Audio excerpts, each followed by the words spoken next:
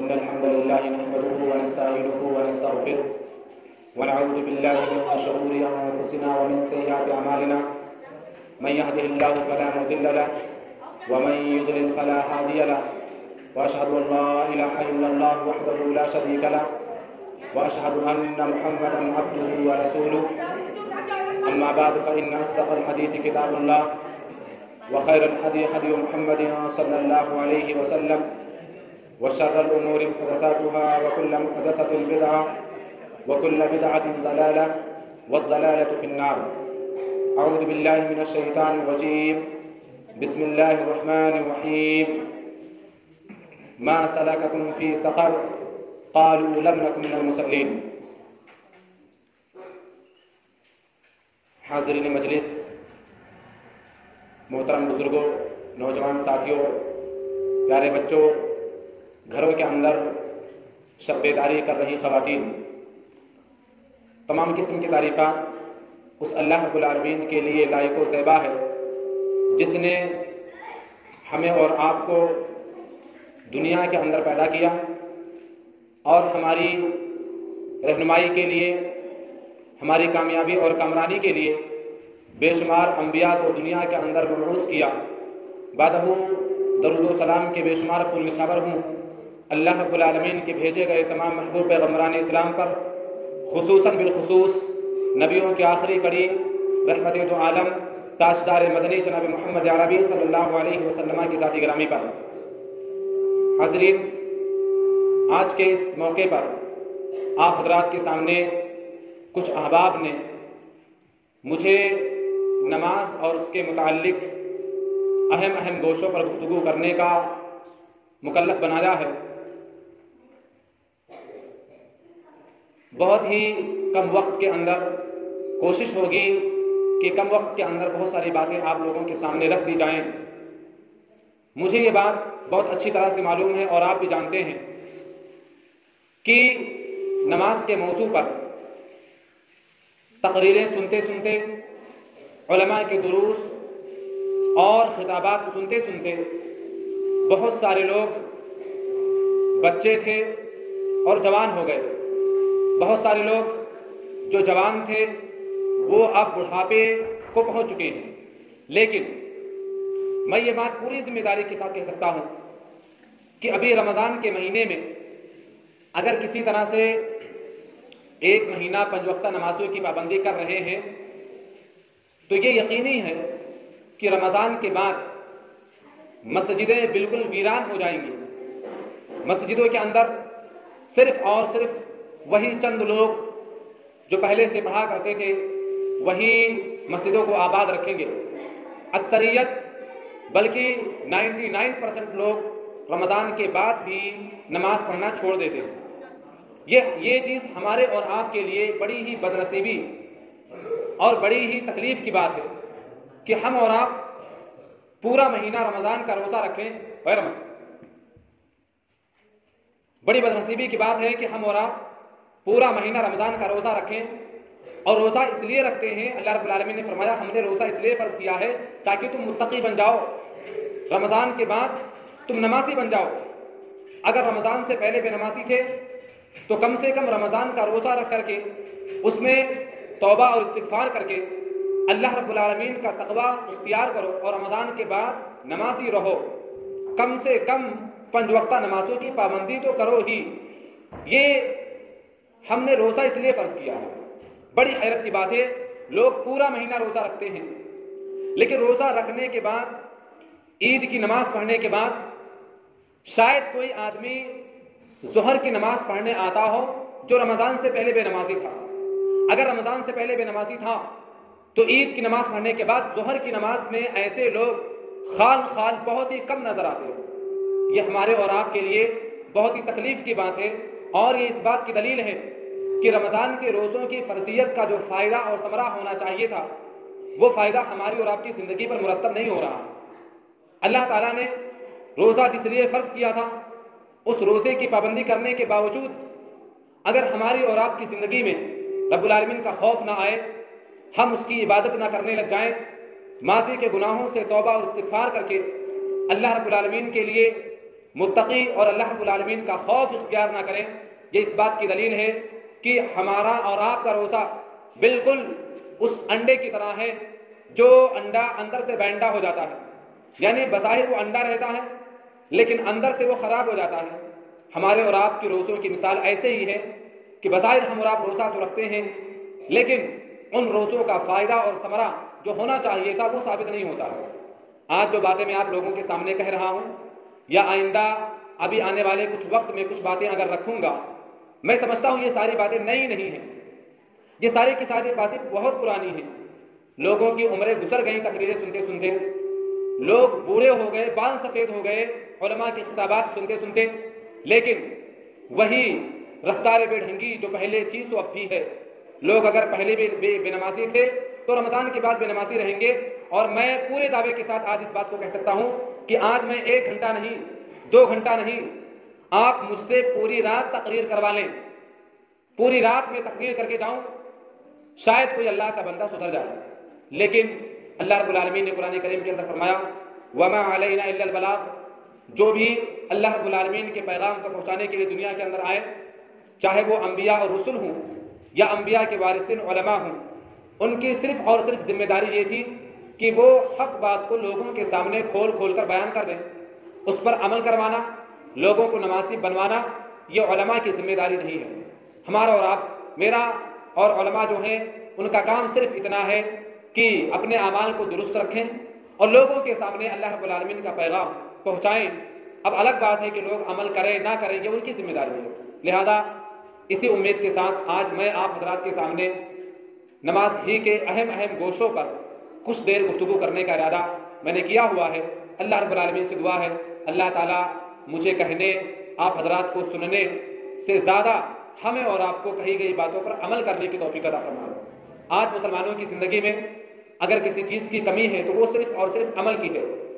جانکاری، انفارمیشن سارے لوگوں کے پاس ہے، ہر کوئی جانتا ہے کہ نماز پڑھنا چاہیے لیکن لوگ نہیں پڑھتے۔ کیوں؟ کیونکہ ہمارے اور آپ کے دلوں کے اندر جو خوف خدا ہونا چاہیے وہ خوف خدا نہیں ہے۔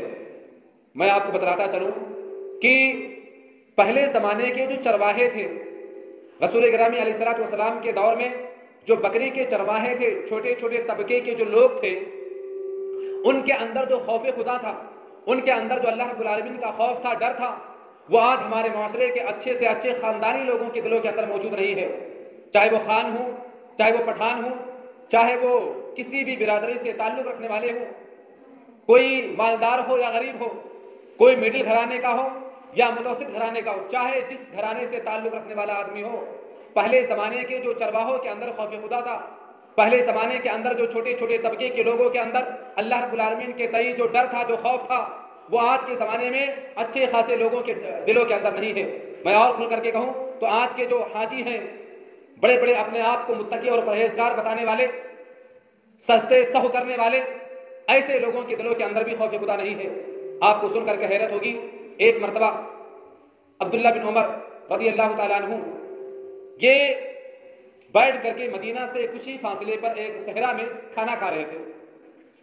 اتفاق سے ایک چرواہے کا گزر ہوا اور بہت ساری بکریوں کو، بہت سارے بھیڑ کو لے کر کے وہ چرواہا وہاں سے گزرا۔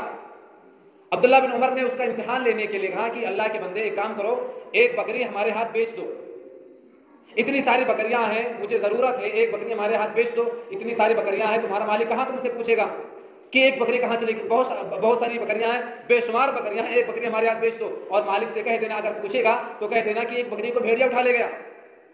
سامعین کرام، ہم اور آپ سنیں، ایک چرواہے کے اندر جو اللہ رب العالمین کا خوف تھا، ایک چرواہے کے اندر جو اللہ رب العالمین کے تئیں ڈر تھا، خوف خدا کا جو استحضار تھا، وہ آج ہمیں سے کسی کے پاس نہیں ہے، چاہے وہ کوئی مولوی ہو، کوئی خطیب ہو، کوئی بھی ہو۔ حیرت کی بات ہے، اس چرواہے نے عبداللہ بن عمر کو جواب دیا کہ حضرت، آپ یہ کہہ رہے ہو کہ ایک بکری میں آپ کے ہاتھ بیچ دوں، مجھے یہ بتلاؤ، چلو مانا کہ ہمارا مالک ان ساری بکریوں میں بہت ساری بکریاں نہیں جان پائے گا، لیکن یہ بتلاؤ کہ جو میرے مالک کا مالک ہے، میری یہ چوری، میری یہ بےایمانی میرے مالک کے مالک سے کیسے چھپ جائے گی؟ میں بظاہر اپنے مالک کو بتا سکتا ہوں کہ ایک بکری کو بھیڑیا اٹھا لے گیا، لیکن جو میرے مالک کا مالک ہے، میں اسے کل قیامت کے دن کیا جواب دوں گا؟ میرے بھائیو اور دوستو، یہ خوف خدا تھا پہلے کے چرواہوں میں۔ بڑی حیرت کی بات یہ ہے کہ پہلے کے چرواہوں میں یہ خوف خدا موجود تھا۔ ایک مرتبہ عمر رضی اللہ تعالیٰ عنہ نے ایک انصاری صحابی کو مقرر کیا زکوٰۃ کی وصولی پر کہ فلاں علاقے کی زکوٰۃ کی وصول کی ذمہ داری تمہاری ہے۔ اس انصاری صحابی سے کہا کہ تم جانا اور فلاں علاقے سے جو زکوٰۃ اکٹھا ہو اس کی ذمہ داری تمہاری ہے، وہاں جا کر کے زکوٰۃ کی وصولیابی تم کرو گے۔ کچھ دنوں کے بعد عبداللہ بن عمر رضی اللہ تعالیٰ عنہ نے دیکھا کہ وہ انصاری صحابی مدینہ ہی کے اندر گھوم رہا، وہ گیا ہی نہیں۔ عمر نے پوچھا کیا بات ہے، میں نے آپ کو جس کام کے لیے مقرر کیا تھا آپ وہاں گئے نہیں، کیا بات ہے؟ اس انصاری صحابی نے کہا تھا عمر یاد رکھو آج ہمیں جو ذمہ داریاں مل رہی ہیں، جو عہدے اور مناصب دیے جا رہے ہیں، جو بھی ذمہ داری ہم پر عائد ہوتی ہے، مسئلہ یک طرفہ نہیں ہے، مسئلہ صرف فائدے اور ثواب کا نہیں ہے بلکہ مسئلہ دونوں طرف ہے۔ اگر میں نے اللہ کے نبی صلی اللہ علیہ وسلم سے فرماتے ہوئے سنا ہے کہ جس آدمی کو ذمہ داری دی گئی کسی بھی چیز کے تعلق سے، جس آدمی کو کسی بھی چیز کا ذمہ دار بنایا گیا، کل قیامت کے دن اس آدمی کو ایک پل پر کھڑا کر دیا جائے گا اور اس پل پر کھڑے ہوتے ہی اس ذمہ دار آدمی کے بدن کا ایک ایک جوڑ ہل جائے گا اور پھر اس آدمی کو اس کی اپنی اصلی شکل میں لا کر کے اس سے سوال کیا جائے گا جو ذمہ داری اس کو دی گئی تھی، اگر اس نے صحیح معنوں میں وہ ذمہ داری ادا کی ہوگی تو وہ اس پل سے نجات پا جائے گا، لیکن اگر جس نے اس ذمہ داری کا غلط فائدہ اٹھایا ہوگا، اس منصب کا، اس عہدے کا، اس پد کا اگر اس نے غلط استعمال کیا ہوگا، وہ پل اس آدمی کو لے کر کے 70 برس کی راہ میں نیچے دھستا ہوا چلا جائے گا۔ میرے بھائیو اور دوستو، ایک آدمی کو عمر نے زکوٰۃ کی وصولیابی پر معمول کیا ہے، لیکن وہ خوف خدا اور اللہ رب العالمین کے ڈر سے کہیں بےمانی نہ ہو جائے، مجھ سے کوئی کوتاہی اور کمی نہ ہو جائے، وہ زکوٰۃ کی وصولیابی پر نہیں جا رہا۔ میں یہ کہہ رہا تھا کہ آج ہمارے اندر سے خوف خدا ختم ہو چکا ہے، ہمارے اور آپ کے دلوں سے اللہ رب العالمین کا ڈر ختم ہو گیا، اسی لیے ایک آدمی زکوٰۃ پر گفتگو کرے، نماز پر میں نے پچھلے خطبے میں تقریباً 1 گھنٹہ 5 منٹ گفتگو کی تھی نماز کے موضوع پر، اور صرف موضوع عنوان تھا جو لوگ نماز نہیں پڑھتے ان کا انجام کیا ہے، تارکین صلاۃ کا انجام کیا ہے۔ صرف اس موضوع پر میں نے 1 گھنٹہ 5 منٹ گفتگو کی تھی۔ میں سمجھتا ہوں کہ 1 گھنٹہ 5 منٹ ایک عالم اگر گفتگو کرے اور اس کے باوجود بھی لوگوں کے دلوں پر کوئی اثر نہ آئے، میں نہیں سمجھتا کہ اب کچھ فائدہ دے گا۔ اور ایسا نہیں کہ لوگوں کی عمریں کم ہیں، لوگ ابھی چھوٹے ہیں، بچے تو بچے، نوجوان بوڑھے سارے اس کے اندر شامل ہیں، بڑی حیرت ہوتی ہے۔ میرے بھائیو اور دوستو، ہمارے اور آپ کے دلوں سے اللہ رب العالمین کا خوف ختم ہو چکا ہے، اللہ رب العالمین کے تئیں جو ڈر ہونا چاہیے تھا وہ ختم ہو چکا ہے۔ ایک آدمی کتنی بھی تقریریں کرے، اگر ڈر نہیں ہے دل کے اندر، عمل کرنے کا جذبہ نہیں ہے، تو میں سمجھتا ہوں کوئی فائدہ نہیں ہے۔ لیکن میں نے شروع میں کہا کہ ہماری ذمہ داری صرف اور صرف یہ ہے کہ ہم باتوں کو کھول کر بیان کریں۔ آئیے ہم اور آپ دیکھیں، اللہ رب العالمین نے نماز کے تعلق سے قرآن کریم میں نماز قائم کرو، نماز پڑھو، یہ حکم اللہ تعالیٰ نے 83 سے زیادہ مرتبہ فرمایا ہے۔ قرآن کا مسئلہ یہ ہے کہ اگر کسی چیز کے بارے میں 1 مرتبہ کہہ دیا جائے تو وہ کافی عمل کرنے کے لیے، لیکن اگر کسی موضوع کے تعلق سے، کسی عبادت کے تعلق سے 83 سے زیادہ مرتبہ بحث کی جائے، اس کے باوجود مسلمانوں کے دلوں پر اثر نہ پڑے، یہ اس بات کی دلیل ہے کہ مسلمانوں کا دل، مسلمانوں کا ضمیر مردہ ہو چکا ہے۔ اور علامہ اقبال کا وہ شعر بالکل صادق آتا ہے کہ یہ مسلمان ہے جنہیں دیکھ کر شرمائے یہود، وضع میں تم ہو نصارہ تو تمدن میں یہود، وضع میں تم ہو نصارہ تو تمدن میں ہنود، یہ مسلمان ہے جنہیں دیکھ کر شرمائے یہود۔ ایک آدمی گھنٹوں گفتگو کرے ایک ہی موضوع پر، صرف ایک موضوع پر، تارکین صلاۃ کا انجام کیا، اس کے باوجود اگر لوگوں کے دلوں میں اثر نہ ہو، مسجدیں خالی ہوں، اگلی صف مکمل نہ ہو، لوگ ایک وقت کی نماز پڑھیں دوسرے وقت کی نماز چھوڑ دیں، یہ اس بات کی بین دلیل ہے کہ آج ہمارا اور آپ کا دل مردہ ہو چکا ہے۔ میں نے کہا اللہ تعالیٰ نے نماز کے تعلق سے 83 مرتبہ حکم دیا ہے کہ نماز قائم کرو، 83 سے زیادہ مرتبہ، اور ائمہ اربعہ کا موقف بھی میں نے پیش کیا تھا۔ امام مالک اور امام شافعی رحمۃ اللہ علیہ کا کہنا ہے کہ اگر کوئی آدمی نماز چھوڑ رہا ہے، بے نمازی انسان کو قتل کر دیا جائے۔ امام احمد بن حنبل، ابھی جن کا واقعہ میں نے بیان کیا تھا، بہت بڑے امام احمد بن حنبل رحمۃ اللہ علیہ نے کہا کہ ایسے آدمی کو ارتداد کی بنیاد پر قتل کیا جائے گا، یعنی اگر کوئی آدمی جان بوجھ کر نماز چھوڑ رہا ہے تو وہ کافر ہو جاتا ہے، اور کافر ہونے کے بعد اس کو قتل کر دیا جائے۔ اور امام ابو حنیفہ رحمۃ اللہ علیہ کا فرمان ہے کہ بے نمازی انسان کو قتل نہیں کیا جائے گا، بلکہ اسے جیل بھیج دیا جائے، جیل خانے کے اندر ڈال دیا جائے، اور جب تک وہ 5 وقتہ نمازوں کی ادائیگی کا عہد و پیمان نہ کر لے تب تک وہ جیل ہی کے اندر رہے، اسے جیل سے باہر نہ نکالا جائے۔ میرے بھائی اور دوستو، ان چاروں ائمہ کے اقوال کا، موقف کا، آراء کا اگر ہم اور آپ خلاصہ نکالیں، سمری نکالیں، تو یہ بات بالکل اظہر من الشمس ہو جاتی ہے کہ ایک بے نمازی انسان کا مسلم معاشرے کے اندر رہنے کا کوئی حق نہیں ہے۔ کوئی مارنے کی بات کہہ رہا ہے، کوئی قتل کرنے کی بات کہہ رہا ہے، کوئی کم سے کم جیل میں بند کرنے کی بات کہہ رہا ہے۔ اور اللہ کے نبی علیہ الصلوۃ والسلام نے 1400 سال پہلے ہی کہا تھا کہ میرا دل یہ کرتا ہے کہ جو لوگ عشاء کی جماعت میں نہیں آتے ہیں، عشاء کی نماز میں نہیں، عشاء کی جماعت میں بر وقت حاضر نہیں ہوتے ہیں، میرا دل یہ کرتا ہے کہ میں ان کے گھروں کو آگ لگا دوں۔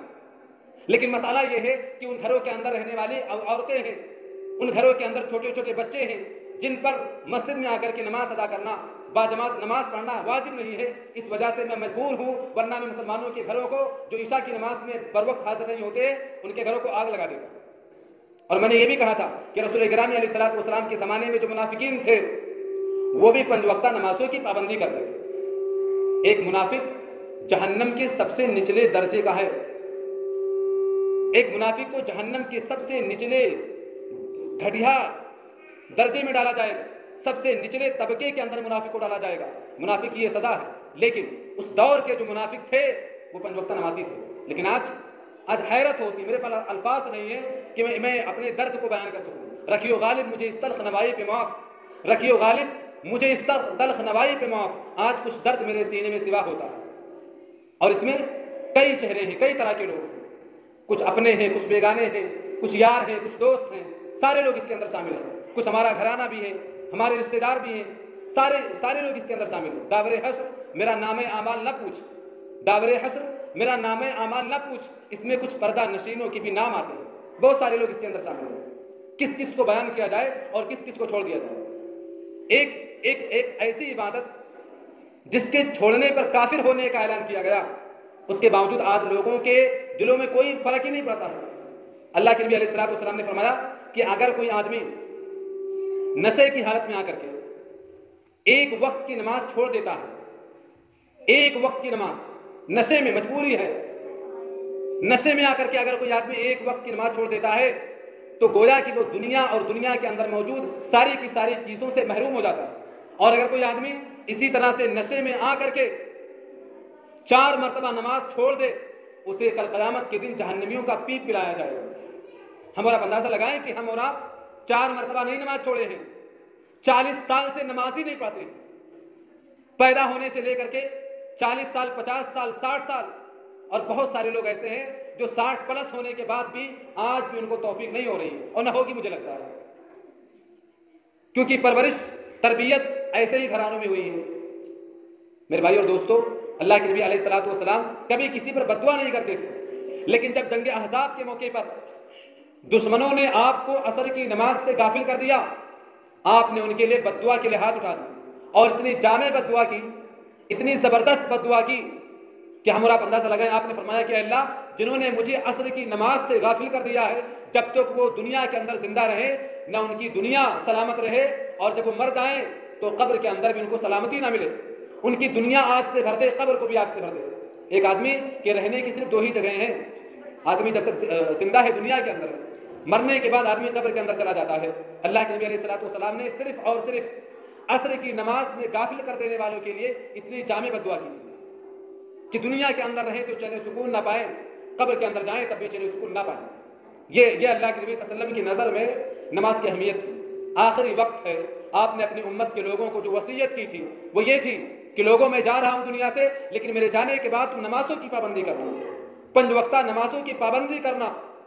میں نے کہا کہ اس دور کے منافقوں کے تعلق سے بھی تصور نہیں کیا جا سکتا تھا کہ وہ منافق ہو اور بے نمازی بھی ہو۔ منافق ہو سکتا ہے لیکن بے نمازی نہیں ہو سکتا ہے۔ لیکن آج مومن ہیں، حاجی ہیں، خاندان میں حاجیوں کی تعداد بے شمار ہے، لیکن بے نمازیوں کی تعداد بھی کم نہیں ہے۔ اس قدر حیرت کی بات ہے، اس قدر تعجب کی بات ہے۔ میرے بھائی اور دوستو، ہماری اور آپ کی ذمہ داری ہے کہ نہ صرف رمضان کے مہینے میں 5 وقتہ نمازوں کی پابندی کریں، بلکہ رمضان کے بعد بھی 5 وقتہ نمازوں کی پابندی کریں۔ علامہ ابن باز فرمایا کرتے تھے کہ جو آدمی روزہ رکھے لیکن نماز نہ پڑھے، اس کا روزہ ہی نہیں۔ کیوں؟ کیونکہ ایک آدمی روزہ رکھتا ہے، گویا کہ وہ عادتاً روزہ رکھ رہا ہے۔ اگر وہ عبادت کے مقصد سے روزہ رکھتا تو سب سے پہلے نماز کی پابندی کرتا ہے، اور نماز زیادہ اہم ہے روزے کے مقابلے میں۔ آج ہم آپ دیکھیں کہ رمضان کے مہینے میں جو کہ ماحول بن جاتا ہے، لوگ نہا دھل کر کے مسجدوں کے اندر آتے ہیں، لوگ ان کے پیچھے بھی آ جاتے ہیں۔ میرے بھائیو دوستو، ہماری اور آپ کی ذمہ داری یہ ہے کہ ہم اپنے دل کے اندر یہ ان کی جگہ پر جاؤ، سونا نہیں ہے، ہم اور آپ یہ ٹھان لیں کہ ہم کم سے کم 5 وقتہ نمازوں کی تو پابندی کریں گے ہی۔ ایک آدمی گناہ کر سکتا ہے، ایسا نہیں کہ اگر آپ سال بھر 5 وقتہ نمازوں کی پابندی کریں گے تو فرشتے ہو جائیں گے۔ آدمی سے گناہ ہوگا، لیکن ایسا نہ ہو کہ ہم کوئی ایسا گناہ کریں نماز چھوڑ کر کے اپنے اوپر کفر کا فتویٰ لگوا لیں، یہ نہ کریں۔ گناہ آدمی کرے، توبہ کرے اللہ رب العالمین کی بارگاہ میں آ کر کے، لیکن ہم اور آپ یہ عہد و پیمان کریں، دل کے اندر یہ سوچیں کہ جو نمازیں چھوٹنی تھی سو چھوٹ گئیں، اب آئندہ عید کی نماز کے بعد ظہر کی نماز سے لے کر کے انشاءاللہ زندگی بھر آخری سانس تک 5 وقتہ نمازوں کی پابندی کریں گے۔ اگر ہم اور آپ یہ عہد و پیمان کر لیں تو پھر میں نماز کی الگ الگ عناوین پر، الگ الگ گوشوں پر بحث کروں تو اچھا لگے۔ کیوں؟ کیونکہ اگر میں ابھی الگ الگ موضوعات پر، الگ الگ گوشوں پر بحث کروں اور سب سے اہم مسئلہ مسجد میں آنا ہی نہ ہو تو کیا فائدہ بحث کرنے کا؟ ابھی میں آپ کو یہ بتاؤں کہ کیا کرنے سے نماز ہوتی ہے، کیا کرنے سے نماز نہیں ہوتی ہے، یہ ساری چیزیں بعد میں آتی ہیں۔ نماز صحیح طریقے سے پڑھنا یہ بعد کا مسئلہ ہے، سب سے پہلے مسجد میں آنا یہ اہم مسئلہ ہے۔ لیکن حیرت یہ ہے کہ لوگ آنا ہی نہیں چاہتے، لوگ نماز ہی نہیں پڑھنا چاہتے۔ میرے بھائیو دوستو، ہم اور آپ اپنے آپ کو 5 وقتہ نمازی بنائیں۔ میں آپ لوگوں سے دوبارہ سہبارہ چوتھی مرتبہ یہ گزارش کروں گا، اور تمام لوگوں سے جہاں تک میری آواز جا رہی ہے، چاہے وہ مرد ہوں یا خواتین، جو بھی جن کے بھی کانوں میں یہ آواز ٹکرا رہی ہے، خدا را ہم اور آپ 5 وقتہ نمازوں کی پابندی کا عہد و پیمان کریں۔ آج ایک موقع ہے، عید کے بعد ایک اسپیشل ایک موقع ہے، ایک یاد دہانی والا موقع ہے کہ ہم اور آپ اس عید کو، آنے والی عید کو یادگار عید بنائیں اور اس کو کسی کام میں لائیں۔ اسی عید کے دن سے عہد و پیمان کر لیں کہ آج سے ہم نمازوں کو کبھی چھوڑیں گے نہیں، اور جب کبھی خیال آئے دل کے اندر تو یہ خیال آئے کہ جو نمازیں ہم نے چھوڑی تھی وہ 2024 کے رمضان سے پہلے تھی، اس کے بعد سے ہماری نمازیں نہیں چھوڑی تھی۔ کم سے کم ایک موقع تو رہے گا یاد دہانی کے طور سے، اس عید کو ہم اور آپ یادگار عید بنا لیں کہ 2024 کی عید سے میں نے 5 وقتہ نمازوں کی پابندی کی ہے۔ جو گناہ ہونے کے ہو گئے، جو نمازیں چھوٹنی تھی چھوٹ گئیں، لیکن 2024 کی عید سے لے کر کے میں نے نمازوں کو جان بوجھ کر کے کبھی نہیں چھوڑا۔ آدمی سو جائے، کہیں کچھ ہو جائے، وہ بات کی چیز ہے، لیکن ایک ہوتا ہے آدمی نماز ہی چھوڑ دے، یہ الگ چیز ہے۔ میرے بھائیو اور دوستو، میں پھر سے گزارش کروں گا کہ ہم اور آپ اپنے آپ کو 5 وقتہ نمازوں کی پابندی کا عہد و پیمان کر پہ اپنے آپ سے آئیے ہم اور آپ دیکھیں کہ اگر ہم اور آپ اپنے دل کے اندر یہ سوچ لیں، ٹھان لیں کہ ہم 5 وقتہ نمازوں کی پابندی کریں گے، تو سب سے پہلی ذمہ داری یہ بنتی ہے کہ ہم مسجد میں آئیں تو سکون اور اطمینان کے ساتھ نماز کی ادائیگی کریں، بالکل مطمئن ہو کر کے نماز کی ادائیگی کریں۔ ایسا نہ ہو کہ نیت بات کے کھڑے ہیں لیکن دل اور دماغ بازار میں ہے، دل اور دماغ مارکیٹ میں پھلوں کے خریدنے میں لگا ہوا ہے، دل اور دماغ کپڑوں کی خریداری میں لگا ہوا ہے، دل اور دماغ کھیتوں میں کاموں کے مینجمنٹنگ میں لگا ہوا ہے۔ بہت سارے لوگوں کے سلسلے میں سنا جاتا ہے، دیکھا جاتا ہے، لوگ بیان کرتے ہیں، سننے میں آتا ہے، لوگ نماز میں ہوتے ہیں، لوگ بظاہر نماز میں کھڑے ہوتے ہیں لیکن مارکیٹ میں سامان خرید لیتے ہیں اور وہیں بیچ بھی دیتے ہیں۔ ایسی نمازوں کا کوئی فائدہ نہیں۔ اب اس بات کو سن کر کے آپ یہ نہ سوچیں کہ اگر نماز میں خیال اگر کوئی ہمیں آتا ہے، کوئی سوچ اگر پیدا ہوتی ہے، کوئی فکر اگر آتی ہے تو ہماری نماز نہیں ہوتی۔ اللہ کے نبی علیہ الصلوۃ والسلام نے فرمایا تھا کہ جو دل، جو گھر آباد ہو، چوری اسی گھر میں ہوتی ہے۔ جس گھر کے اندر مار ہو، چور اسی میں حملہ کرتا ہے۔ جس گھر میں کچھ نہ ہو، چور اس گھر میں نہیں جاتا۔ ہمارے اور آپ کے دلوں میں ایمان ہے، ہمارے اور آپ کے دلوں میں توحید ہے، لہذا اگر ہم نماز کے لیے کھڑے ہوں گے تو خیالات ادھر ادھر جائیں گے، لیکن ہماری اور آپ کی ذمہ داری یہ ہے کہ ان خیالات کو ہم اور آپ سنبھالیں۔ اگر کہیں گم ہو جائے تو فوراً اس کو روکنے کی کوشش کریں۔ آپ کو حیرت ہوگی سن کر کے، امام بخاری رحمۃ اللہ علیہ ایک مرتبہ نماز کی ادائیگی کر رہے تھے۔ آج مچھروں کا مسئلہ بڑا خطرناک ہے، مچھروں کا مسئلہ بڑا خطرناک ہے۔ مچھر کی اگر آواز آ جائے تو آج کی نمازی گھوم جائے 90 ڈگری کے اس پر۔ اگر مچھر کی آواز آ جائے بھنبھنانے کی، لوگ ادھر ادھر دیکھنے لگتے ہیں، مچھر کہاں جا رہا ہے، گبڑورا کہاں جا رہا ہے، لوگ دیکھتے رہتے ہیں جا کہاں رہا ہے، نیت باندھ کے کھڑے ہیں، لیکن یہ دیکھ رہے ہیں کہ لوگوں کی نظر گھڑی پر ہوتی ہے۔ میں نے بارہ دیکھا ہے کہ نماز میں کھڑے ہیں لیکن نظر گھڑی پر ہوتی ہے، نظر امام کے جیب پر ہوتی ہے، نظر فلاں کے موبائل پر ہوتی ہے، نظر بیٹری پر ہوتی ہے، کھڑے ہیں نماز میں لیکن نظریں ادھر ادھر جا رہی ہیں۔ امام بخاری رحمۃ اللہ علیہ ایک مرتبہ نماز پڑھ رہے تھے اور نماز پڑھتے ہیں، ان کے کرتے میں پیٹھ پر ایک جو ہڈے سے بڑا والا ہوتا ہے اس کو کیا کہتے ہیں، ہاڑا بولتے ہیں نا، ایک ہاڑا ان کے پیٹھ پہ اندر سے قمیص کے اندر سے گھس گیا، اور امام بخاری رحمۃ اللہ علیہ کو اس پیٹھ پر اس نے 17 جگہ ڈنک مارے تھے، 17 بار امام بخاری کو اس ہاڑے نے 17 جگہ پر ڈنک مارا، لیکن امام بخاری نے نماز کو نہیں چھوڑا، نماز میں ان کو کچھ فرق ہی نہیں پڑا۔ لوگوں نے پوچھا نماز کے بعد جب وہ فارغ ہوئے تو لوگوں سے کہا کہ ذرا پیٹھ میں دیکھو کہ مجھے کچھ تکلیف ہو رہی ہے۔ لوگوں نے دیکھا تو ہاڑے نے 17 جگہ ڈنک مار کر کے رکھا ہوا ہے۔ لوگوں نے امام بخاری سے کہا کہ جب پہلی مرتبہ مارا تھا اس نے تبھی آپ نماز چھوڑ دیتے۔ امام بخاری نے کہا کہ میں ایک ایسی سورت کی تلاوت کر رہا تھا کہ میں اس میں گم تھا، مجھے ہڈے کا کچھ خیال ہی نہیں تھا۔ میرے بھائی اور دوستو، یہ ہوتی ہے نماز میں کھڑے ہونے کی کیفیت۔ آج ہماری اور آپ کی نمازوں میں جو تاثیر نہیں ہے، اس کی ایک وجہ یہی بے اطمینانی بھی ہے۔ بے اطمینانی آپ کو سن کر ہمارے سلف صالحین میں بہت سارے لوگ ایسے گزرے ہیں کہ جنگوں میں جنگ کرتے تھے، دشمنوں سے لڑتے تھے، لیکن اگر تیر لگ جاتا، تیر ان کے بدن میں پیوست ہو جاتا تو تیر کو نکالتے سے بڑی تکلیف ہوتی تھی۔ سلف صالحین کیا کرتے تھے؟ تیر کو نکالتے وقت یہ کہا کرتے تھے کہ ذرا رکو، میں وضو بنا کر کے نماز میں کھڑا ہو جاؤں، اور جب میں نماز میں کھڑا ہو جاؤں گا نیت باندھ لوں گا تم یہ تیر نکال لینا۔ اور لوگ تیر نکال لیتے تھے، نماز پڑھنے والے کو پتہ نہیں چلتا تھا۔ لیکن کچھ ایسے بھی لوگ تھے، ایک صاحب تھے، انہوں نے آ کر کے شکایت کی اپنے استاد سے کہ میری فلاں چیز گم ہو گئی ہے۔ تو استاد نے کہا کہ تم جا کر کے نماز میں کھڑے ہو جاؤ، 2 رکعت تم نماز پڑھنے کے لیے کھڑے ہو جاؤ۔ تو وہاں پر اور جو لوگ بیٹھے ہوئے تھے ان لوگوں نے کہا کہ حضرت یہ کون سی بات ہوئی، اور اس آدمی کا کوئی سامان گم ہو گیا ہے اور آپ اسے کہہ رہے ہو کہ نماز میں کھڑے ہو جاؤ۔ تو انہوں نے فرمایا کہ جب یہ نماز میں کھڑا ہوتا ہے تو اس کو ساری چیزیں یاد آ جاتی ہیں۔ اب یہ نماز میں کھڑا ہوگا، اس کو پتہ چل جائے گا کہ اس نے وہ چیز کہاں پر رکھی ہے۔ بعض لوگوں کو کیفیت پتہ ہوتی ہے کہ یہ سامنے والا کیسا ہے، انہوں نے کہا تم جا کر کے 2 رکعت نماز پڑھو، ابھی سب پتہ چل جائے گا۔ ایسے لوگ بھی موجود ہیں ہمارے اور آپ کے درمیان۔ میرے بھائی اور دوستو، ہم اور آپ اب اگر مسجد کے اندر آئیں تو بہت ہی سکون اور اطمینان کے ساتھ نماز کی ادائیگی کریں۔ اگر مچھر بہت زیادہ لگتے ہیں تو اس کا انتظام کریں۔ مثال کے طور پہ ابھی جو اگربتی وغیرہ وہ جو لگاتے ہیں اگربتی کی شکل میں، اس طرح کی چیزیں لگا کر کے، پنکھا وغیرہ لگا کر کے اطمینان کے ساتھ ہم اور آپ نماز کی ادائیگی کریں۔ اسی طرح سے ایک اور پوائنٹ ہے، بڑی حیرت کی بات ہے کہ بے نمازی ہونے میں صرف مرد حضرات ہی نہیں ہیں، صرف مرد ہی بے نمازی نہیں ہے۔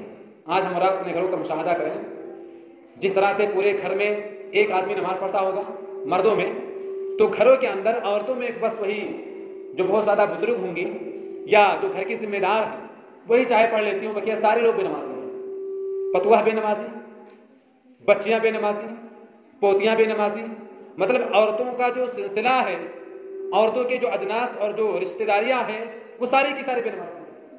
نہ نماز سے کوئی تعلق، نہ دین اسلام سے کوئی تعلق، نہ اسلام کے طریقوں سے کوئی تعلق، نہ روزوں کے مسائل سے کوئی تعلق، نماز کیسے پڑھنا ہے، نماز میں کیا کیا پڑھنا چاہیے، قرآن کیسے پڑھنا، کوئی مطلب ہی نہیں عورتوں سے۔ بہت ساری بچیاں، بہت ساری لڑکیاں ایسی ہیں جن کو تو اسلام سے کوئی مطلب ہی نہیں ہے۔ دیکھ کر کے کبھی کبھی مجھے حیرت ہوتی ہے کہ یہ مسلمانوں کے گھروں میں، میں کبھی کبھی سوچتا ہوں کچھ دوستوں سے کہ یہ لڑکی مسلمان ہے۔ ایسے لوگ ہمارے گھروں کے اندر، ایسی عورتیں ہمارے گھروں کے اندر موجود ہیں۔ لیکن اگر بننے اور سنورنے کی بات آ جائے، بات اگر کریم کی آ جائے، پاؤڈر کی آ جائے، بات اگر اور چیزوں کی آ جائے، دکاندار پریشان ہو جاتے ہیں دیتے، دکاندار دکھاتے دکھاتے پریشان ہو جاتے ہیں۔ دنیا کی چیزوں میں ہماری عورتیں بہت زیادہ آگے ہیں، لیکن دین کے معاملے میں کچھ بھی نہیں ہے۔ دین کے معاملے میں بالکل زیرو نظر آتی ہے۔ دین کے معاملے میں مسائل پہ میں کیا گفتگو کروں، قرآن نہیں پڑھنا جانتی۔ ہمارے گھر کی عورتیں، ہمارے گھر کی بچیاں قرآن نہیں پڑھنا جانتی۔ آج ابھی یہ 27 ہے، آج گھروں کے اندر عورتیں جاگ رہی ہوں گی، بہت ساری عورتیں، بہت ساری لڑکیاں ایسی ہیں जो बैठ करके व्हाट्सएप चला रही होंगी, बड़ी बहन पढ़ रही है तो छोटी बहन व्हाट्सएप ही चलाए ताकि उसको सहारा रहे कि 2 लोग हैं जागने में। क्यों? व्हाट्सएप चलाने पर, फेसबुक चलाने पर, इंस्टाग्राम चलाने पर आज कुछ लड़कियां, कुछ औरतें क्यों मजबूर हैं? मसला यह है कि उन्हें वकील बनना था, मसला यह है कि उन्हें डॉक्टर बनना था, मसला यह है कि उन्हें पैसा कमाना था आगे चल करके, और फिर अंजाम यह हुआ कि हमारी और आपकी जो आखिरी किताब थी, जिस किताब की तरवीज के लिए, जिस किताब को फैलाने के लिए अल्लाह के नबी जनाब मोहम्मद अरबी सल्लल्लाहु अलैहि वसल्लम गली गली कूचों कूचों में मार खाते रहे, धक्के सहते रहे, आज उसी किताब को हमारे घर की खवातीन ने छोड़ दिया। और पूरा का पूरा ध्यान दिन भर अगर किसी चीज की फिक्र है तो अपने आप को खूबसूरत बनाने में। मुझे बड़ी हैरत होती है, मुझे शर्म आती है कहते हुए, हमारी बहनें हैं लेकिन मजबूरी है, कहना पड़ता है। सारी फिक्र अपने आप को अच्छा बनाने में, सारी फिक्र अपने आप को बनाने और संवारने में। अल्लाह के नबी अलैहिस्सलातु वस्सलाम ने, अब्दुल्लाह बिन मसूद रज़ियल्लाहु ताला अन्हु ने एक मर्तबा एक हदीस बयान की। हदीस क्या थी? हदीस थी कि अल्लाह के नबी अलैहिस्सलातु वस्सलाम और अल्लाह रब्बुल आलमीन लानत फरमाता है उन औरतों पर जो औरतें अपने भौं के बालों को बारीक करवाती हैं। ये बाकायदा सही बुखारी की रिवायत है।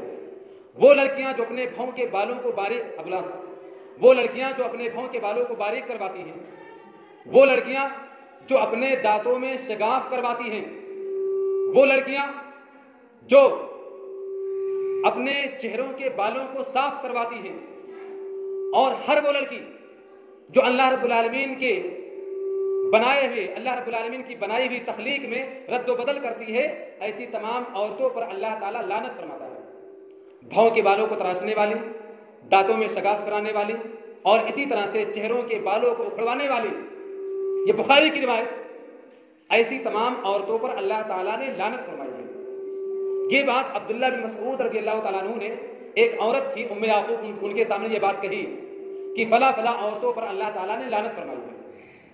आज हम आप देखें हदीस के अंदर जिन जिन चीजों के ताल्लुक से लानत की सराहत है, आज हमारे घरों में हमारी बहनें, हमारे घर की खवातीन वो काम बड़े धड़ल्ले के साथ कर रही हैं। भौं के बालों को तराश करना हमारे घर की औरतों का सेवा बन चुका है। दांतों में शगाफ करवाना, पेशानी के बालों को खुड़वाना, ये घर की मुसलमान लड़कियां, मुसलमानों का अच्छा खासा पैसा जो है इसी में जाता है। मुसलमानों का एक अच्छा खासा पैसा घर का इसी में खर्च होता है, हराम चीजों पर। और हैरत होती, बात कहीं से कहीं चली जाती है कि अगर ये सारा काम कर करके औरतें अगर घरों के अंदर रहे तो कुछ गनीमत है, लेकिन ये सारी चीजें करने के बाद धड़ल्ले के साथ बाहर नजर आता है। अब्दुल्लाह बिन मसूद रज़ियल्लाहु ताला अन्हु ने, मैं बात को बिल्कुल एक रूट पर लेकर के जाना चाहता हूं। अब्दुल्लाह बिन मसूद रज़ियल्लाहु ताला अन्हु ने जब ये बात कही तो उम्मे याकूब ने कहा कि हजरत आप ये मसाला का आपने इतनी बड़ी बात कहां से कही? उम्मे याकूब ने कहा कि हजरत आपने ये जो बालों के को तराश कराने वाली, दांतों के अंदर गैप कराने वाली, ये सारी चीजें आप जो बयान कर रही है कहां है? कुरान में कहां लिखा हुआ है? अब्दुल्लाह बिन मसूद ने कहा कि कुरान करीम के अंदर मौजूद है। उम्मे याकूब ने कहा कि मैं तो सारा कुरान पढ़ गई हूं, कुरान जो 2 दफ्तियों के दरमियान जो चीजें मौजूद है मैंने सारी चीजों को पढ़ा है, मुझे तो कहीं नहीं मिला। आप अंदाजा लगाएं कि उस जमाने में जो औरतें थीं वो कुरान को सिर्फ रीडिंग नहीं करती थी कि रीडिंग करके रमजान में 4 कुरान खत्म कर दिया, एक रमजान में 7 कुरान खत्म कर दिया, 3 कुरान खत्म कर दिया। इस तरह का मामला नहीं होता था पहले जमाने में। एक ही पारा आदमी पढ़े, एक ही सफा पढ़े, लेकिन समझ करके पढ़े।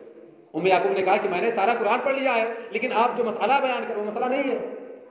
अब्दुल्लाह बिन मसूद ने कहा कि क्या अल्लाह रब्बुल आलमीन ने कुरान करीम के अंदर नहीं फरमाया वमा आताकुमुर रसूल फखुदूहु वमा नहाकुम अन्हु फंतहू, कि रसूल तुम्हें जिस काम के करने का हुक्म दे तुम उसे करो और जिस काम से रोक दे तुम उससे रुक जाओ। अल्लाह के नबी अलैहिस्सलातु वस्सलाम ने ही लानत फरमाई है, और इस लानत पर अल्लाह रब्बुल आलमीन ने कुरान करीम के अंदर ताकीद की है कि रसूल जो कहे उसे मान लो।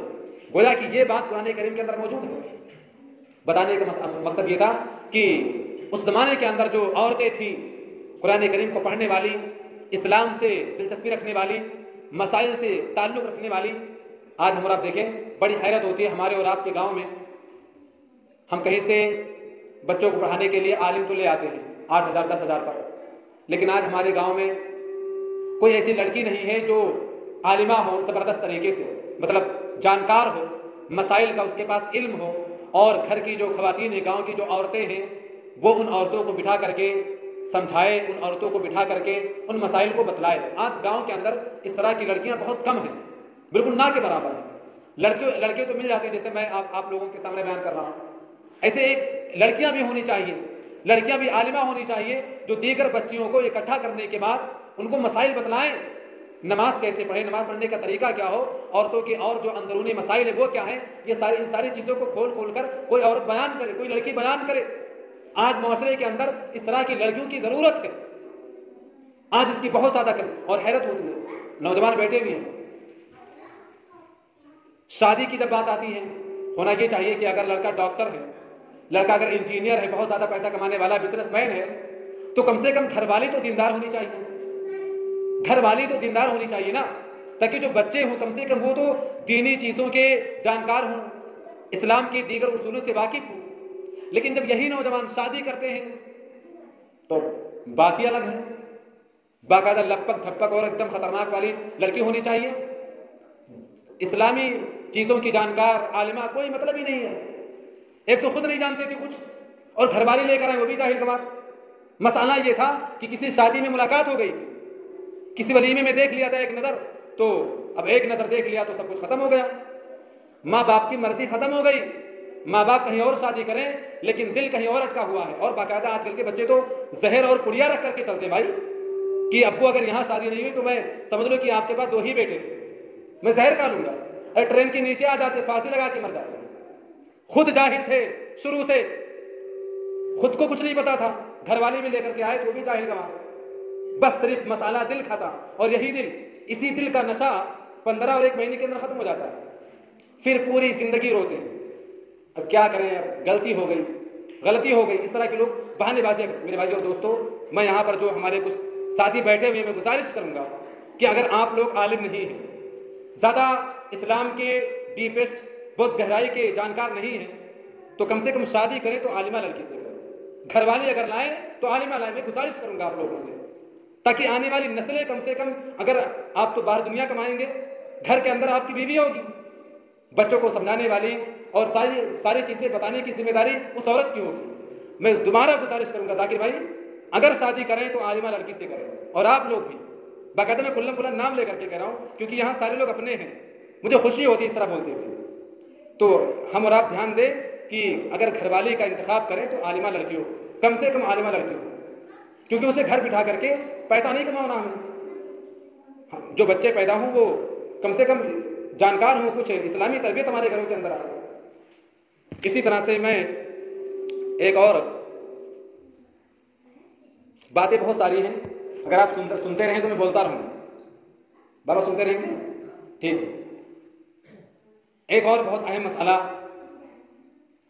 اللہ رب العالمین رسول گرامی علیہ السلام نے فرمایا، اور میں نے یہ حدیث بیان بھی کی تھی کہ سب سے پہلے قیامت کے دن نماز کے بارے میں سوال ہوگا۔ ایک دوسری حدیث ہے کہ سب سے پہلے خون کے بارے میں سوال ہوگا، دونوں حدیثیں سیم ہیں۔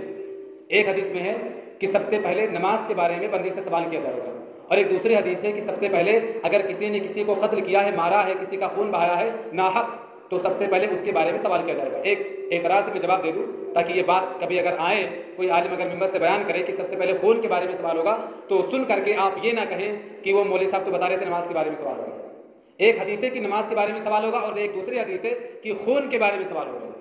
اس میں علماء نے تطبیق یہ دی ہے کہ عبادات کے معاملے میں جب عبادتوں کو چیک کیا جائے گا، عبادات کے معاملے میں نماز کے بارے میں سب سے پہلے سوال ہوگا، اور معاملات کے بارے میں سب سے پہلے خون کے بارے میں سوال ہوگا۔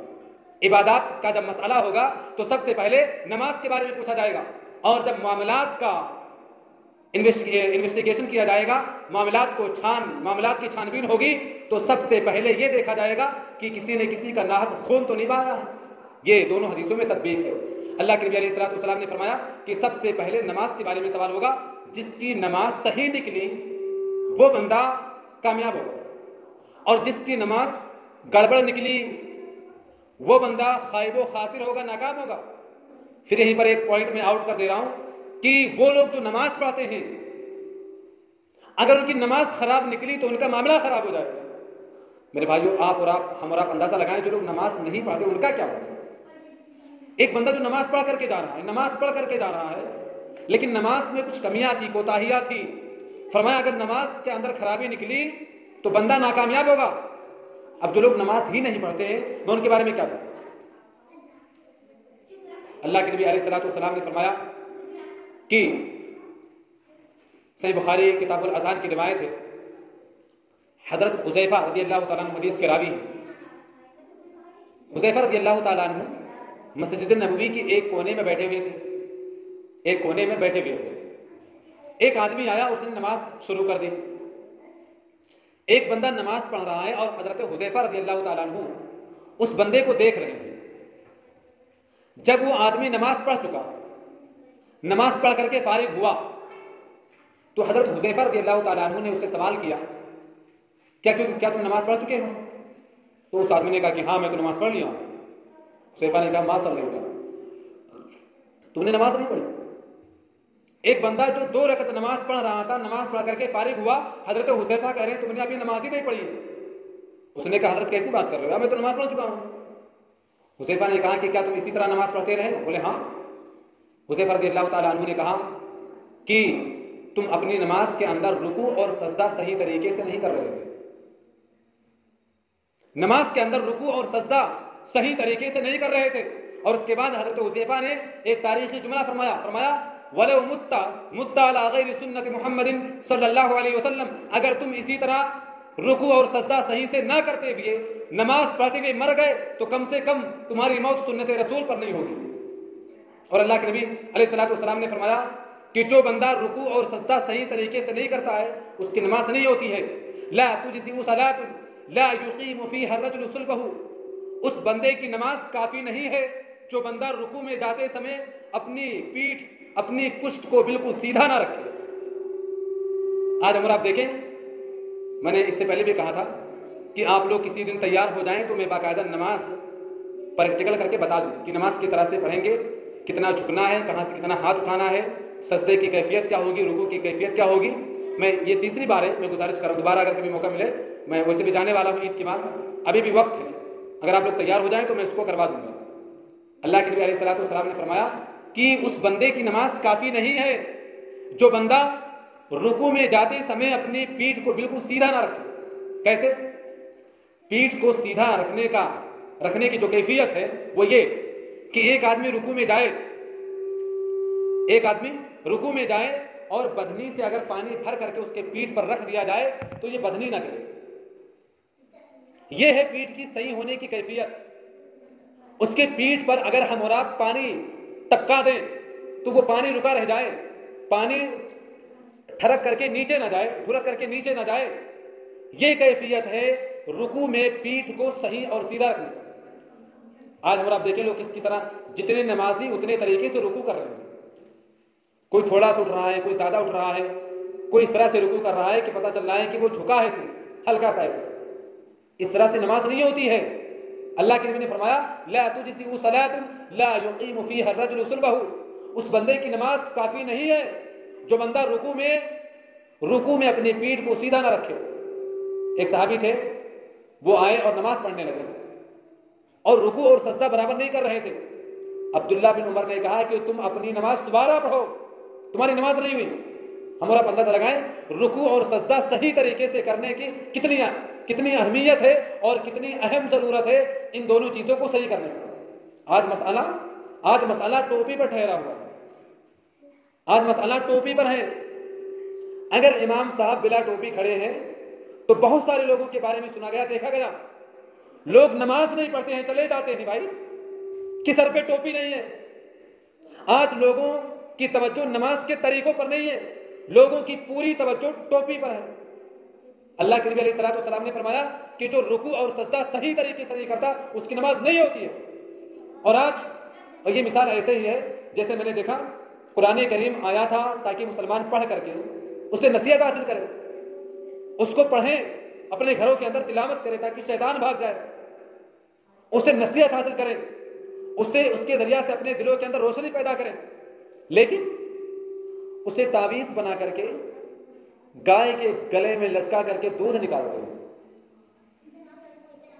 بھینس کے کھوٹے پر، گائے کے کھوٹے پر تعویذ بنا دے، اور اس تعویذ کے اندر قرآن آیات کو لکھ کر کے لپیٹ کر کے گائے کے بھینس کے گلے میں ڈالا جاتا ہے باقاعدہ، تاکہ گائے اور بھینس دودھ دے۔ حیرت کی بات ہے، جو قرآن آیا تھا لوگوں کو ظلمتوں سے نکال کر کے روشنی میں لانے کا، اسے مسلمانوں نے بھینس کے گلے میں ڈال دیا۔ آپ نے شاید منجنیق کے بارے میں سنا، منجنیق جانتے ہیں؟ ارے بابا چھوڑنا بول رہے ہیں، کیا کرنا ہے بتاؤ، تو کیا کہتے جاتے؟ منجنیق پہلے زمانے کے اندر ایک سسٹم کی طرح بنا کر کے، اور جو بڑے بڑے قلعے ہوتے تھے نا، اس کے دروازوں کو توڑنے کا کام کرتے تھے۔ آج یہ جو ٹینکیں ہیں نا، ہمیں ان کی مثال ہم لے سکتے ہیں۔ آج کے زمانے میں جو ٹینکیں چلتی ہیں جنگوں میں، یہ ٹینک کس لیے آدمی لاتا ہے؟ باقاعدہ آگے اگر کوئی بہت حائل کوئی بہت مضبوط دیوار ہے تو اس کو توڑنے کے لیے ٹینکوں کا اور منجنیق کا استعمال ہوتا ہے۔ آج ٹینکوں کا استعمال جنگوں کے اندر کرتے ہیں۔ اب اگر کوئی آدمی ٹینک کا استعمال مکھی کو مارنے کے لیے کرے تو، ٹینک کا استعمال اگر کوئی آدمی مکھی کو مارنے کے لیے کرے تو آپ اسے کیا کہیں؟ دنیا کا سب سے بیوقوف آدمی، دنیا کا سب سے احمق آدمی۔ منجنیق جو فصیلوں کو توڑنے کا کام کرتا ہے، اگر اسی سے کوئی مکھی مارنے کا کام کرے تو بہت بڑا بیوقوف آدمی۔ قرآن کریم جو ہدایت کے لیے آیا تھا اسے مسلمانوں نے بھینس کے گلے کے نظر کر دیا، بھینس کے گلے میں لٹکا دیا۔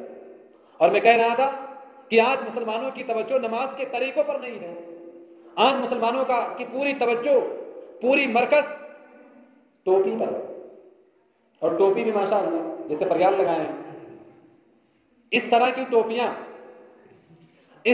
ٹوپیاں مسجدوں کے اندر رکھی گئی صرف اور صرف نماز کا استہزاء اور مذاق بنانے کے لیے۔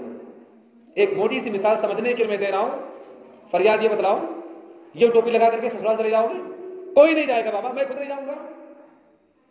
پلاسٹک کی پھٹی ٹوپیاں لگا کر کے آدمی باہر نکلنا گوارا نہیں کرے گا، دکان تک جانا گوارا نہیں کرے گا یہ پلاسٹک کی ٹوپیاں لگا کر کے۔ اور آج اسی پلاسٹک کی ٹوپی کو ہم اور آپ نماز کے ہونے نہ ہونے کا معیار بناتے ہیں۔ پھٹی پرانی ٹوپیاں، گندی سے گندی، نماز کے وقت ہی اس ٹوپی کو نکالیں گے۔ میٹنگ اگر بیٹھی ہو لوگوں کی، چار لوگ گفتگو کر رہے ہوں، کچھ لوگ اگر خوشبو لگا کے بیٹھے ہوں، کہیں جا رہے ہوں، 4 لوگوں کے سامنے بیٹھ کے باتیں کر رہے ہوں، ٹوپی نکال کے بات کریں گے۔ باہر معاشرے کے اندر خوبصورتی کا معیار کچھ اور ہے، اور مسجد کے اندر، مصلی کے اندر معیار کچھ اور ہے۔ بڑی حیرت کی بات ہے، توجہ نماز کے طریقوں پر نہیں، پوری توجہ ٹوپی پر۔ اگر ٹوپی نہ ہو تو نماز نہیں ہوگی۔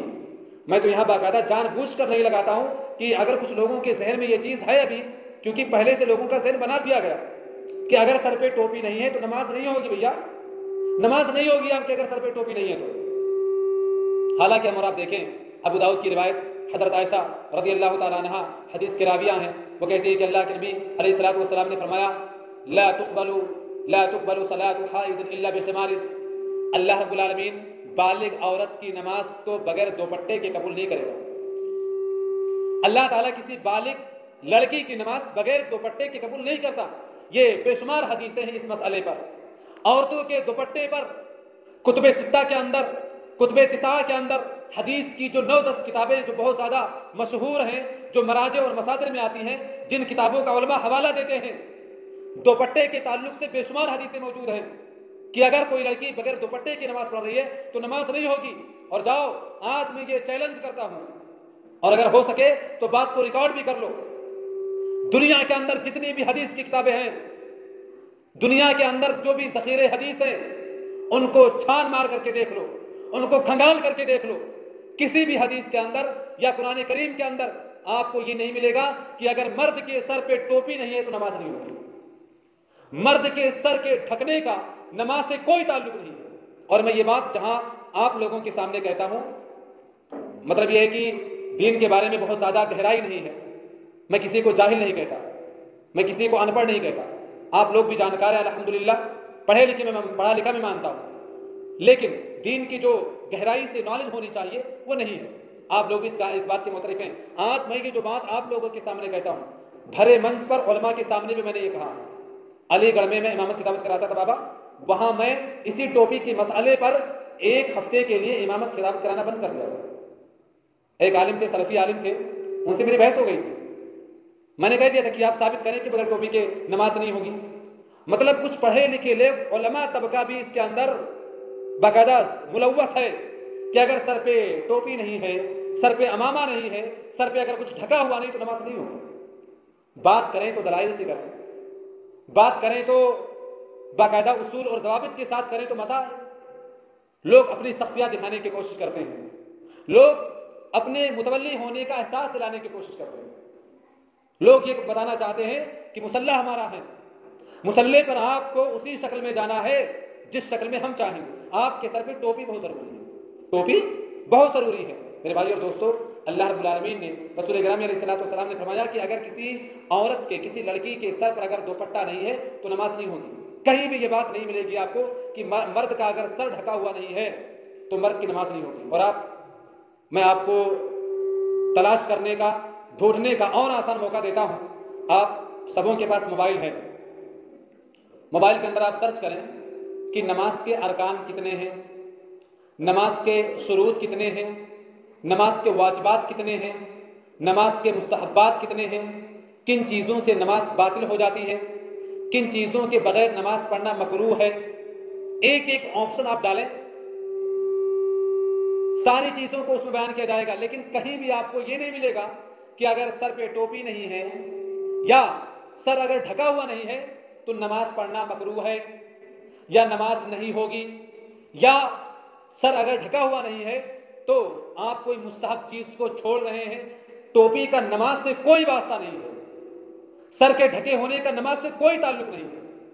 गूगल है, मैं यहां बैठा हुआ हूं, आप सर्च करें कि किन किन चीजों से नमाज नहीं होती है, किन किन चीजों से नमाज मकरूह हो जाती है, किन किन चीजों का होना नमाज में ज्यादा बेहतर है, किन किन चीजों का होना नमाज में बहुत जरूरी है, किन किन चीजों के होने से नमाज बातिल हो जाती है। एक एक ऑप्शन आप डालते जाएं, किसी भी ऑप्शन में अगर आपको ये नजर आ जाए कि अगर मर्द का सर ढका हुआ नहीं है तो नमाज मकरूह हो जाएगी, नमाज बातिल हो जाएगी, मुस्तहब चीज छूट जाएगी, अगर कहीं नजर आ जाए, मैं तकरीर करना बंद कर दूंगा हमेशा हमेशा के लिए, कहीं नहीं मिलेगा। मैं आपको बता रहा हूं, टोपी का ताल्लुक, अमामे का ताल्लुक, पगड़ी का ताल्लुक तहजीब और कल्चर से है। आदमी जिस गांव में, जिस माशरे में, जिस इलाके में रहता है, वहां ये देखा जाए कि लोग अपने सरों पर क्या रखते हैं। कुछ लोग टोपी रखते हैं, पंजाबी पगड़ी बांधते हैं, कुछ लोग रुमाल रखे रहते हैं, कुछ लोग कुछ नहीं रखते। जैसे मैं तो कुछ भी नहीं रखता। सनाबिल के अंदर टोपी लगाना एक रूल है, मतलब वहां के ड्रेस में शामिल है। मैं कभी नहीं लगाता था, कैरेक्टर नंबर मेरा 73 आता था इसी टोपी के मसले पर। तो जो प्रिंसिपल साहब थे हमारे यहाँ, एक बार क्लास में आए तो कहने लगे कि आप लोगों को देखा जा रहा है कि आप लोग टोपियां नहीं लगाते हैं और बालों को बहुत मतलब बिखरा के चलते हैं और बहुत ज़्यादा कंघी वगैरह करके चलते हैं, बहुत बना सवार करके चलते हैं, आप लोग टोपी लगाया करें। मैंने कहा था, मैंने खड़े होकर कहा कि ये बताएं, अगर आज मेरे जेब में टोपी मौजूद है तो सिर्फ इस नाहिए से मौजूद है कि टोपी रखना सनाबिल के कवानीन में शामिल है, इदारे का एक ज़ाब्ता है, उस पर अमल करना जरूरी है। इस नाहिए से मैं टोपी जेब में रखता हूं और क्लास में आता हूं तो टोपी लगा करके आता हूं। वगरना आप जिंदगी के किसी भी स्टेज पर अगर मुझे देखेंगे तो मैं टोपियां लगाकर भी रखूंगा और अक्सर मैं टोपी निकाल के रखूंगा। तो शेख ने कहा नहीं, ये मतलब ये अच्छी बात नहीं है, ऐसा वैसा। मैंने कहा था कि शेख ये बताएं कि आज अल्लाह ताला ने अगर हमारे सरों पर बाल दिए हैं, हमें उसकी कदर नहीं है। टोपियां लगाने से वो ज्यादा मतलब बालों को जकड़ के रखने से बाल बाकायदा उखड़ने लगते हैं। आज अगर आपको बालों की कीमत पूछनी है, सर के बालों की, मैंने ये बात क्लास के अंदर कही थी कि शेख सर पे बालों को उगाने के लिए, सर पे बालों को रखने के लिए लोग लाखों रुपया खर्च करते हैं, महीने में 50-50 हजार रुपया लोग खर्च करते हैं बाकायदा, और नकली बाल लगवा करके चलते हैं। अल्लाह ताला ने बालों को जसरों पर उगाया है, ये खूबसूरती है मर्दों के लिए। मैं ये नहीं कहता कि टोपी लगाने से आदमी बदसूरत हो जाता है, लेकिन मैं ये जरूर कहूंगा कि टोपी का नमाज से कोई ताल्लुक नहीं। लिहाजा आज हम और आप या हमारी और आपकी नजर में जो कीमत टोपी की है, इसको हम और आप खर्च करके फेंक दें। तवज्जो ये है, तवज्जो हम और आप इस बात पर दें कि नमाज पढ़ने का तरीका क्या है। हम और आप ये कोशिश करें कि सही तरीके से नमाज पढ़ने की कोशिश करें, रुकू और सजदा सही करने की कोशिश करें। अल्लाह के नबी ने फरमाया कि जो बंदा नमाज में रुकू और सजदा सही तरीके से नहीं करता है, उसकी नमाज नहीं होती है, उसकी नमाज नाकिस रहती है। क्या बात है? और बस रह दीवाना, चलो ठीक है, 3-4 पॉइंट रह गए। آخر میں اللہ رب العالمین سے دعا ہے اللہ تعالیٰ کئی کئی باتوں پر ہمیں اور آپ کو عمل کرنے کی توفیق عطا فرمائے.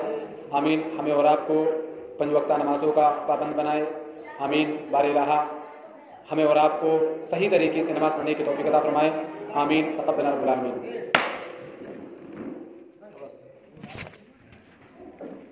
ارے یار تو بیماری پسند آئی تھی. ہاں وہ جو تھوڑا سا لگا رہا نا ترما جو سلا رہا وہی تھوڑا سا نکل گیا.